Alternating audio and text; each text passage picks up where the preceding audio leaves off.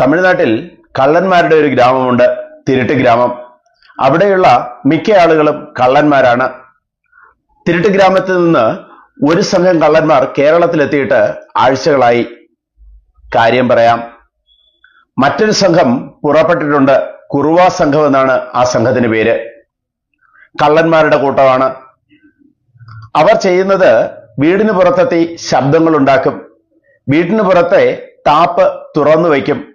ഇങ്ങനെ ശബ്ദം കേൾക്കുന്ന അല്ലെങ്കിൽ എന്തെങ്കിലും പ്രശ്നം അനുഭവിക്കുന്ന വീട്ടുടമസ്ഥൻ പുറത്തേക്ക് ഇറങ്ങും. പുറത്തിറങ്ങുന്ന വീട്ടുടമസ്ഥനെ ആക്രമിക്കും.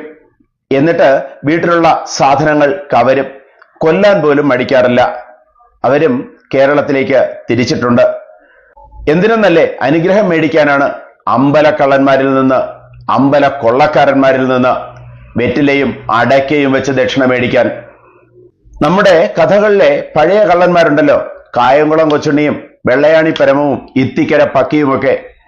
അവർ ഇന്നാണ് ജീവിച്ചിരുന്നതെങ്കിൽ ഇവരുടെ കാൽക്കൽ വീണേനെ, സാഷ്ടാംഗം പ്രണമിച്ച് അനുഗ്രഹം മേടിച്ചേനെ. അത്രയും തീവ്രമായ കൊള്ളയാണ്, പകൽ കൊള്ളയാണ് ശബരിമലയിൽ നടന്നിരിക്കുന്നത്.